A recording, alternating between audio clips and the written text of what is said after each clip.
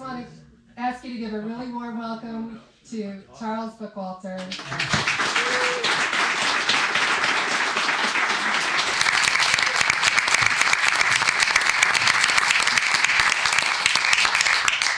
Thank you very much. Thanks, Margaret. She didn't tell you. She asked me, what am I doing with my life? I said, I don't know, but I'm going to stay at home, and I prayed about it. I'm going to pour into my family, and I'm done with this. I'm done with it all. And what's that thing from that? Just when they got you out, they pull you back in. Right? That's what it was. So, thanks again, everyone. I've got a few words. I know it's close to 5 o'clock, if not 5 already. I will try to cut some of this out so that we can give away some roosters, which I'm looking forward to. I was out before dark collecting those roosters so that we could give them away. So thanks again for joining us at the first of what I hope is many Liberty Revivals. We've learned a lot about the state of Liberty in Indiana. And with the remaining time, I want to touch on some of those points of light. But first, I thought, because there's many of you that don't know me that well, and you've been invited here from a friend or a family, or a Liberty patriot, and I thought I'd give you a little background on myself and what brought us here today. So I am a lifelong Hoosier. I've grown up in Vermillion County, Indiana. I graduated from North Vermillion High School. Ooh, yes. That's right. Thank you so much, Smitty. That's right. You and I are on the old Falcons here, aren't we? Smitty may not know this, but at North Vermillion, I was on the first team All-State linebacker. Right. And so I went to St. Joseph's College in Rensselaer on a football scholarship, and then later transferred to Indiana University, graduating from IU in 2001. Upon graduation, I spent a year in Puerto Rico, fulfilling a goal I had of learning another language. Y yo puedo continuar en español si prefiero. No? Okay. All right. In 2004, I began my sales career with the help of my close friend and confidant, Ryan Kelsey. Thank you very much, Ryan. Got me started in that. But I was just not satisfied with that. It was not rewarding and fulfilling to me because I had something I needed to do. So in 2006, I enlisted in the U.S. Army to satisfy a lifelong desire to serve my country. Beverly and I were married in 2007, and we spent the next 5 years on active duty, serving in the Army Special Forces, also known as the Green Berets. Most of my time was spent deployed in a combat zone or training to be deployed to a combat zone. My rated time in Washington was 3 months. So I was out in DuPont, Washington for 3 years, but I was rated for 3 months of those 3 years, meaning I only spent 3 months in Washington. The rest of the time I was at training or being deployed. In 2012, we moved back to Indianapolis, and in 2014, we moved here to our forever home, with Beverly expecting our twin girls, Natalie and Josephine. And in 2016, they were followed by Super Sadie, our youngest. And I don't deserve the joy I have as a father of these girls, to my incredible wife. And many of you may not have noticed this, but as someone who set up multiple defense bases in hostile territory as a Green Beret, I was looking for a specific thing here. I was looking for a place that sits on high ground, and it's easily defendable. A place that has running water, and you haven't seen it there, but after this, by all means, you can walk down the trail, you can walk down to the creek. That's Goldsberry Creek right down there. A place where we could homestead, a place where we could raise our own food, a place where I could shoot and train, a place to homeschool our children, and a place to be prepared should we ever need to sequester as a family. I was content and doing what conservatives, particularly Christian conservatives, are often guilty of, which is to retire from the public square to the pleasures of family and private life, grateful for the blessings God has provided for us and our family. Like my father, and probably many of you, we just kind of live by the motto, we just want to be left alone. Right? Has anyone ever said that? We just want to be left alone. But that didn't work. In 2014, I began working for Intuitive Surgical, using the experience I had acquired as a senior Special Forces medical sergeant to train surgeons in the use of the Da Vinci surgical robot. It was a great career and allowed me to gain the financial footing to develop commercial property in Clinton County, in the town of Frankfort, along with my friend Tony Del Rio. It's when I first met Shan and was introduced to his love of community and seeing it prosper. Tony Del Rio and I had met as we interned together in Washington, D.C. I interned at the Pentagon in 1999, and Tony interned at the Department of Commerce. We lived together, and we remained friends ever since. Interestingly, the E-Ring is where I worked, and that's where the airplane went in 2001. Together, we built the building, Tony and I, in Frankfurt, and then my brother Joseph and I, who's out there, we opened a Jimmy John's as the anchor store while I continued to work at Intuitive Surgical. Joseph went on to open the highly acclaimed Slabby's Food and Freedom, and you are enjoying some of his food. You did enjoy some of that food. Thank you, Joseph. But then, Anthony Fauci and company developed the COVID-19 virus, and everything changed. Or should I say, in light of the Durham report, the Russia hoax failed, and the globalists needed another way to take down the president. Yep. Amen. At Jimmy John's, the state and the county were pressuring me to keep customers 6 feet apart, to limit how many people we could have in the restaurant at what times. They wanted my employees to be masked, they wanted my customers to be masked, and they wanted me to be masked. Even when not only was it clear that masks did not work to prevent the spread of the virus, but they knew there were studies out there that proved that. They even talked about it initially. I looked around, and no one that had any political power in Indiana was speaking up for us. For business owners, for individuals who just wanted to go to church, who just wanted to enjoy the liberty that is our birthright, Amen. who just wanted to be left alone. Moreover, I was in the operating room every day. Every day I was in the operating room across the state of Indiana and Illinois as a medical device rep. And what I was seeing with my own eyes was not comporting with the narrative that I was hearing from the mainstream media. It didn't make sense. In 2021, like many of you, I lost friends and family members who didn't understand why I was skeptical about the COVID-19 vaccination and why I didn't want it, and I did not want my healthy children to have it. Amen. And later that year, I lost my job and career as a medical device rep because Intuitive made it clear to all of us that a vaccine mandate is coming. All of us, we're going to have to get the COVID-19 vaccine, and there will be no exceptions because the hospitals require it, and that's how we do our job. We have to be in the hospitals. And if you don't have a vaccine and you can't get in the OR, then you can't work for Intuitive Surgical.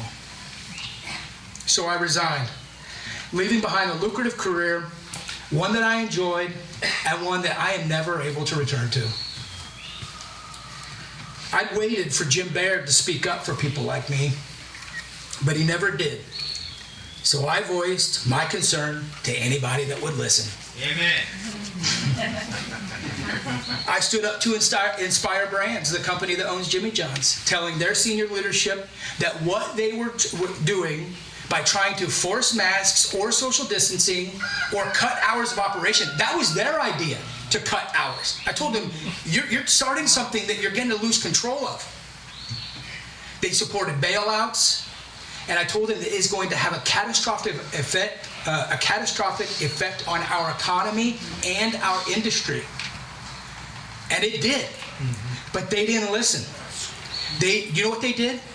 They banned any of their reps from corporate to come to my store because I refused to mask my employees.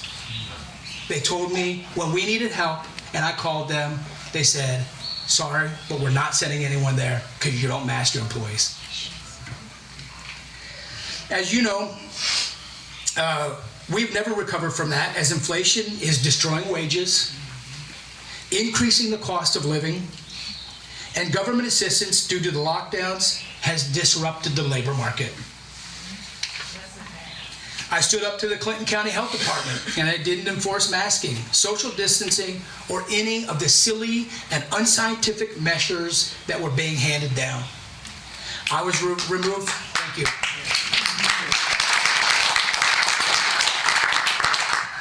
I was removed from the YMCA, from Menards, from several restaurants for not wearing a mask.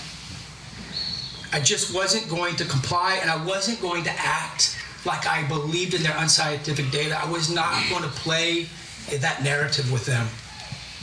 And many of you know what that felt like. That was a very difficult time. That was very difficult for me and my family as we walked into church, some of the only people holding hands unmasked as everyone else looked at us. As I walked into the restaurants unmasked with my family holding their hands, chin up, it's okay, it's gonna be okay. That was not easy. It was very difficult to do. And I appreciate the people that are here. Some of here today stood with me through all that. My family stood with me. Caitlin and Tammy, who are sitting over there, that worked in Jimmy John's the entire time. They lived that with me. They knew the struggle. It was very difficult. They probably saw me more than once at a weak point in my life as I was working. We were working so hard because people weren't coming to work. The health department was mad at us. You guys remember all that. It was very, very difficult to go through. And when I was out complaining to anyone that would listen to me, what do you think that advice was given to me? I know you guys have heard this before. What do they say to me? Well, why don't, for the greater good is one. How many millions of people have been killed by that expression? For the greater good. No, it was, well, why don't you do something about it? Like run for office or something. So I did. But like Michelle told you, I was removed from the ballot over the state's 2 primary law, which I think they passed because they knew this liberty wave was coming. Yeah. But having punched a few bullies in the mouth over the years, I was not going to let them take my lunch money. Amen.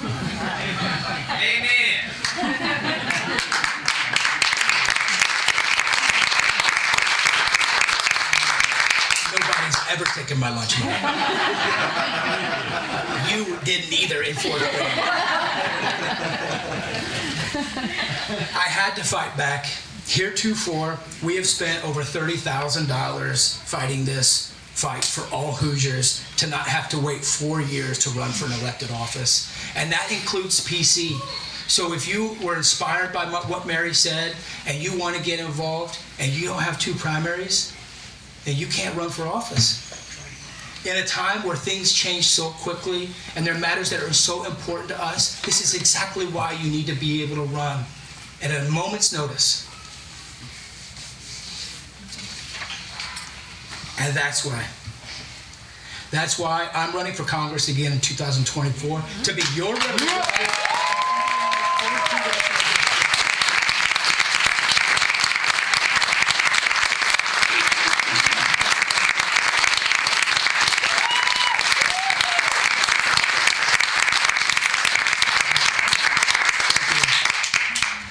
And while I was deliberating and praying over this, many of you I spoke to about this, and I was asking you, like, how can I be effective in Indiana? It's a question I asked very many of you in this audience. And here are the 2 questions I found myself answering many times. So I thought I'd just address them right here. Why primary Jim Baird?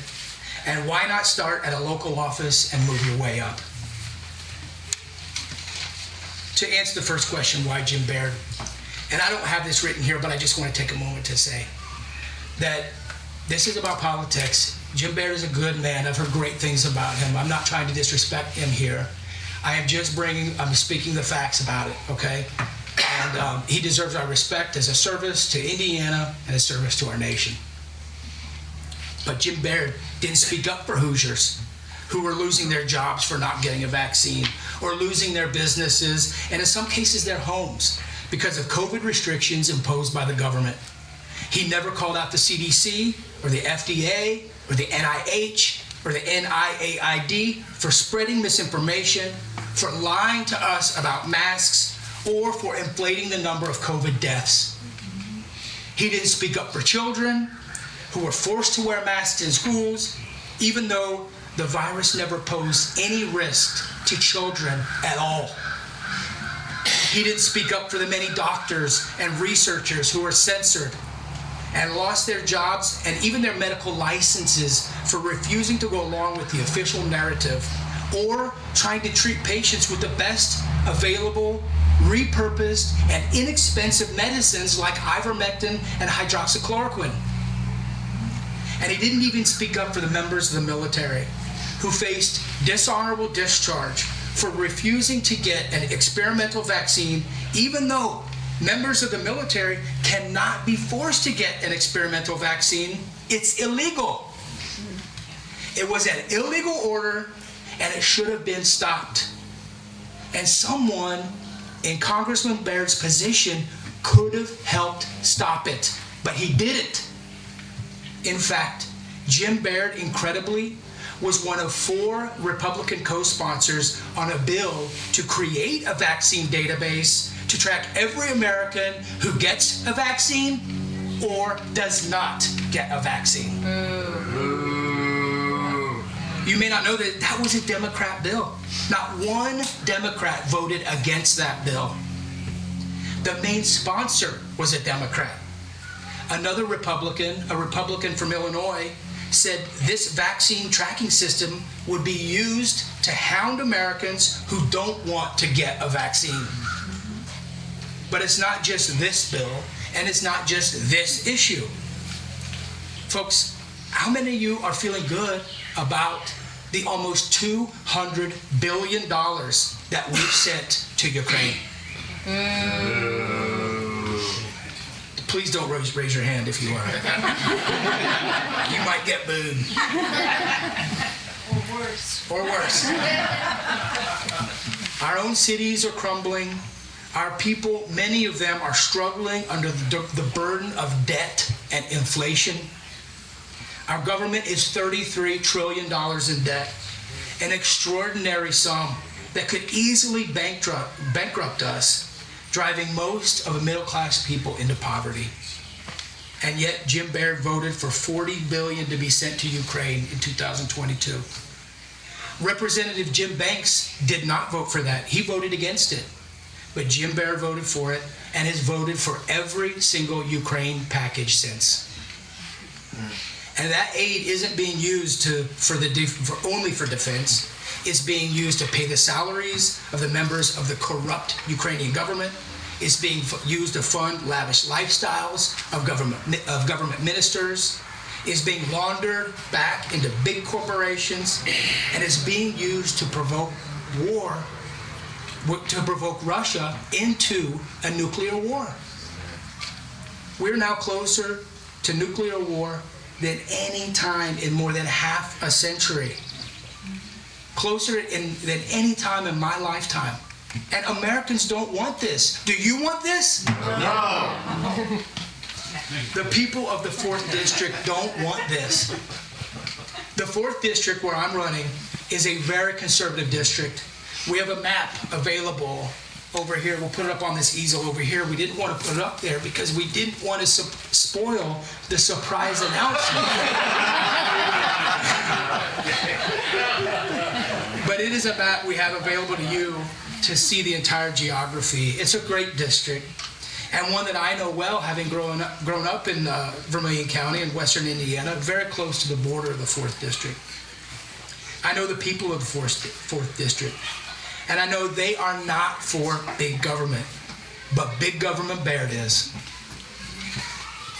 The Heritage Foundation's political arm, Heritage Action, gave Jim Baird the lowest ranking of any House member from Indiana. Heritage Action said Big Government Baird is the least conservative member of the U.S. House of Representatives from Indiana. He got a score of just 79% compared to the average score of House Republicans at 89%. And that is in Indiana's, arguably, Indiana's most conservative district. Jim Baird was rated as much less conservative than the average Republican in the House. Just think about that. In their scoring, Heritage Action looked at several key votes on big bills.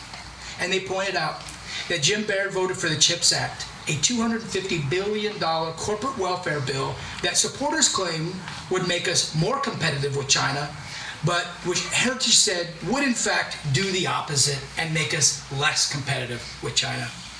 Jim Baird also voted for the $1.5 trillion omnibus spending bill that funds President Biden's Green New Deal.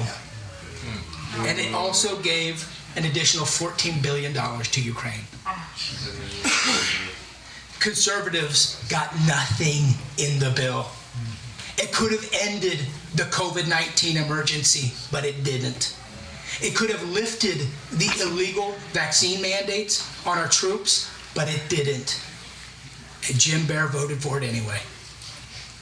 In 2021, Big Government Baird voted for the National Defense Authorization Act, which included red flag laws that would allow military courts to strip service members of their Second Amendment rights without due process and without the service member being present in court.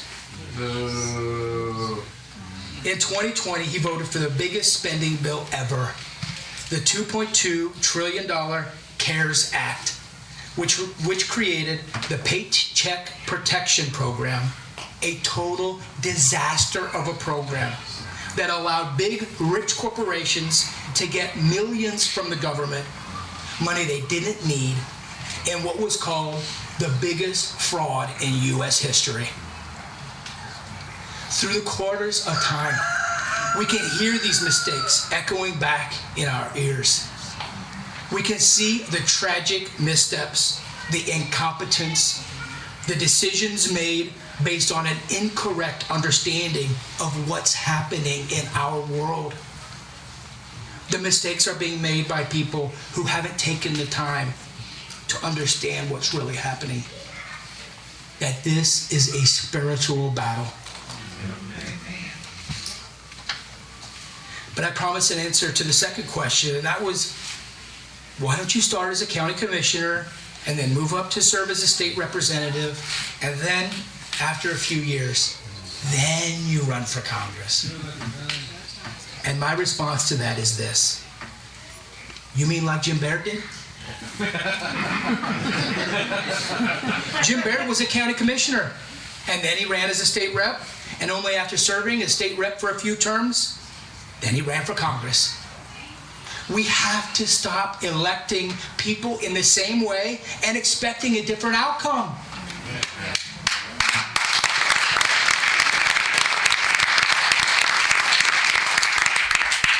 Indiana has consistently been electing people who have worked their way up from school board or county commissioner to the General Assembly, and then after 15 or 20 years or so in politics, they run for Congress.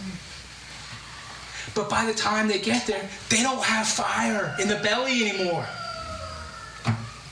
By the time they get there, they become part of the system. Yes.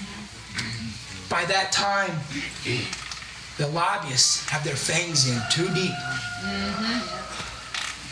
So these aren't usually the people who are going to go fight for you. And it is time for fighters. This country needs people willing to fight.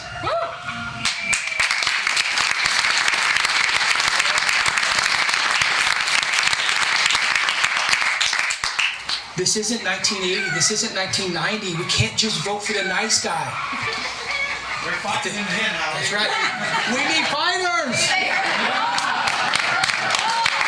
Somebody's listening.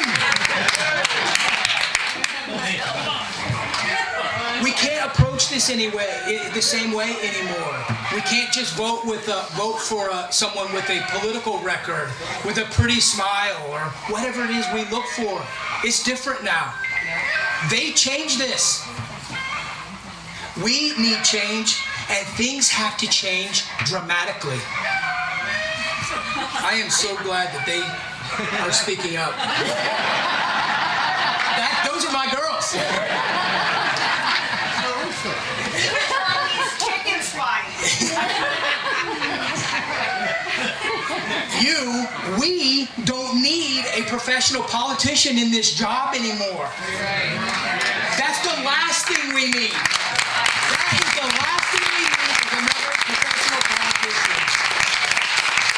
You need a fighter. We need a fighter. We need someone who will charge the hill, who will shout from the mountaintop, and who will never give up and never give in.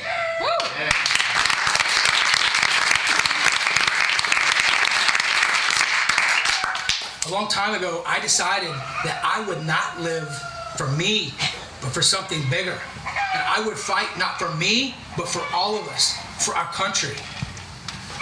Theodore Roosevelt said, "No man is worth his salt who is not ready at all times to risk his well-being, to risk his body, to risk his life in a great cause."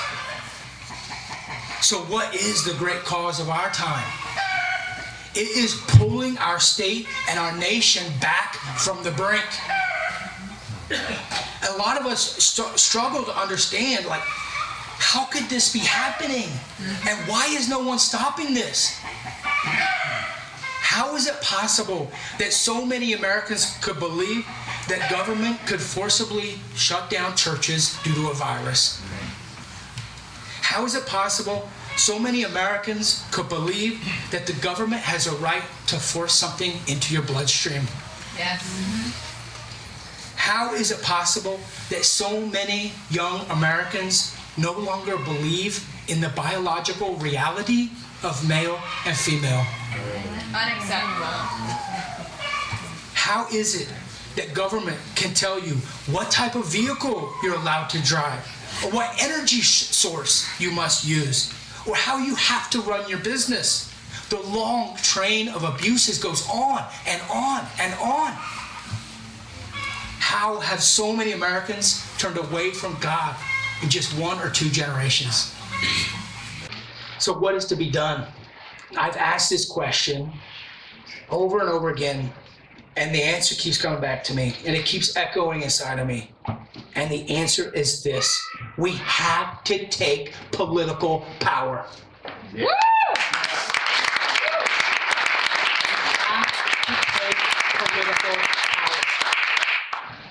We have to take it away from the people who are not willing to fight for liberty.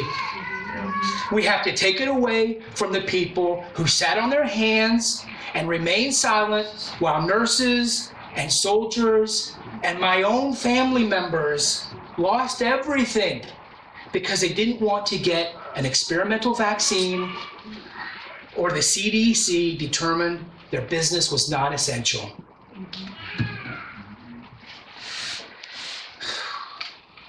We have to take power away from those who keep voting to give more and more money to an administrative state that is now so large and so powerful that, if not already, we are at risk of becoming slaves to it. Yeah.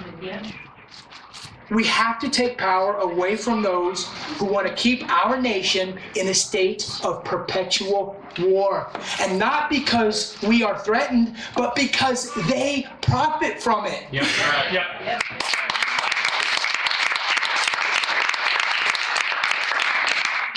Thomas Paine said, "Tyranny, like hell, is not easily conquered." Yet we have this consolation with us, that the harder the conflict, the more glorious the triumph. In stepping out and doing this, I know I cannot do it alone. I need your help. I need your help to walk with me in parades, to help spread the word about our campaign on social media, to let me know what issues are important to you and your family. to donate your time, talent, and treasure. We're going to raise $500,000 between now and next April, when early voting starts. It won't be easy, as we are not going to have the party behind us, at least at first. We're not going to have lobbyists, but we can do this. And we can do this. And you know how I know why we can do this? Because we are winning. Yeah. We are winning. In Boone County alone, our group in Libertas, founded by Rod Noggle, has helped get patriots like Tim Beyer elected county commissioner.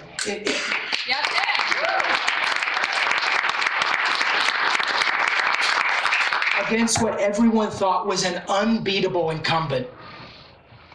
In the recent municipal elections, six of our candidates won their primary. Woo!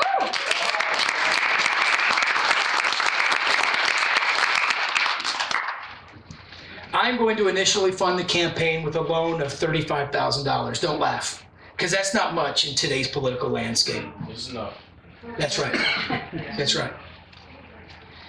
But with that $35,000 in seed money, we're aiming to raise $100,000 by the end of July, and we can do this.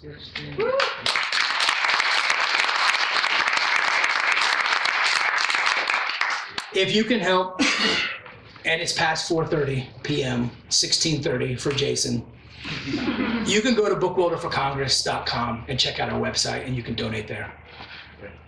But there are a lot of other ways you can help too. Could you be a county coordinator for our campaign? Or do you know someone that can? We're going to need a county coordinator in every county to be our eyes and ears to help with events. We also need people who can make phone calls and go door to door with us. And this isn't just me doing this. This is all of us doing this together. By uniting together as Liberty candidates under the umbrella of this campaign, we will pursue a twofold attack, putting forth a PC or a local candidate for every possible position in local office, and simultaneously run for the highest elected office in the 4th District, the U.S. House.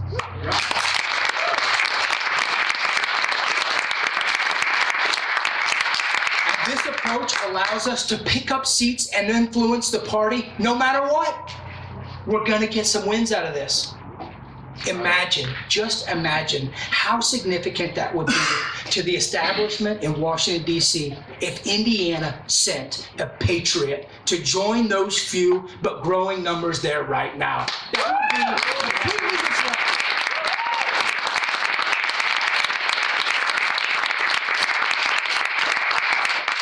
And I want to tell you this, I will not disappoint you. Green Berets are force multipliers.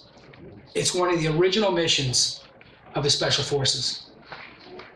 My mission is to continue building this grassroots campaign by recruiting, training, and fighting alongside the others who will engage in this fight by running for precinct committeeman, or city council, or commissioner, or delegate, or dog catcher, if you want to.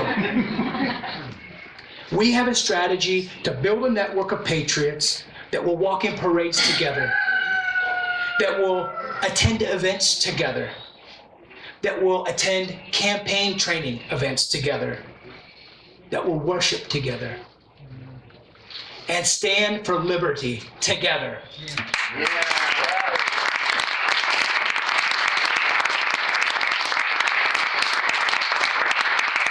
It is the spirit of liberty that is rising up and taking our country back, county by county, and it's happening all across the United States, not just in Indiana. The Liberty Revival is starting here right now. I can feel it, and I know you can too. Amen. Amen. That's it. And it can propel us forward if we can continue holding this in our hearts and minds and not letting it go. And we can win this. I know we can.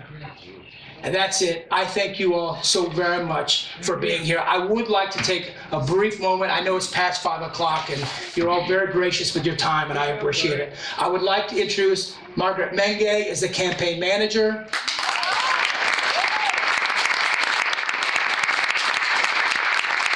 James Sheridan, the director of fundraising.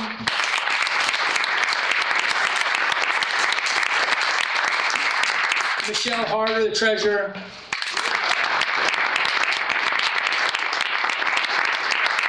And Sarah Johnson, advisor.